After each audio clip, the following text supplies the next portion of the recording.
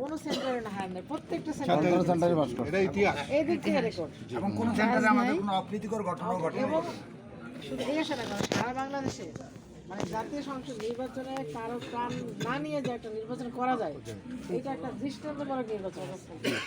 জালাল সাহেব এমপি হবে, মন্ত্রী হবে, এই আশা তো আপনারা অনেকদিন যাবত করতেছেন। আল্লাহর ইচ্ছা ছিল যে ওনাকে এমন একটা ফ্রি ফায়ার এবং ক্রেডেনশিয়াল বাংলাদেশের ইতিহাসে সর্বোচ্চ ফ্রি ফায়ার ইলেকশনের মাধ্যমে ওনাকে এমপি নির্বাচিত করবেন।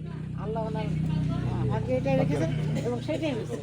আলহামদুলিল্লাহ। আজকে একটা ইয়াতে ফেসবুকে পোস্ট দিয়েছি যে আপনি প্রমাণ করেছেন যে ধৈর্য এবং কর্ম পরিশ্রম কখনো বৃথা যায় না, কারণ সর্বোচ্চ ধৈর্য ধরছে আমার নেতা, চোখের পানি এসে পড়ে এবং সর্বোচ্চ শ্রম দিছে, দিয়ে আজকে আল্লাহ তাআলা এই পর্যায়ে পৌঁছেছে। তবে আরেকটা জিনিস ম্যাডাম, সেটা না বললে নয়, আমাদের সাথে কিছু ভাই আমাদের সাথে মিশছিল, কিন্তু মিশেও তারা গোপনে আমাদের দুর্নীতি করছে।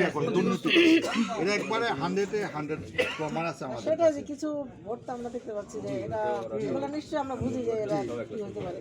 তো যাক, একদিক দিয়ে ভালো যে কিছু প্রতিযোগিতা দেখানো যাচ্ছে, ভালো করছে। তার ধারে কাছেও তো কেউ নাই, ওই কি 2-1-0 মনে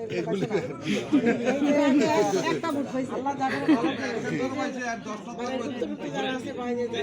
আমাদের সাথে মিলছে, এসে কিন্তু আসলে গোপনে। তবে জি ম্যাডাম, আমরা তো মুরব্বী যারা আছি পরিশ্রম করছি ইনশাল্লাহ।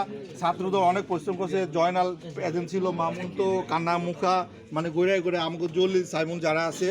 তার সাথে সাথে ম্যাডাম আরেকটা কথা বলতে চাই যে আমাদের মহিলা নেত্রীরা যে শ্রম দিছে, আমি খুব ইয়ে হয়েছি তাদের প্রতি, ক্লিষ্ট হয়েছি। হ্যাঁ, বান্ডি লাভলি লালা আসতে পারে না মহিলায়।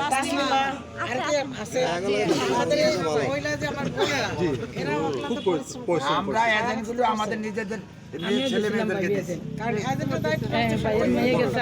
ওই যে কবিরের ছেলে, সবাই আমরা নিজেদের লোকদের এজেন্ট দিই। জালাল সাহেবের বিজয় আপনার সবার বিজয়, সবাই বিজয়।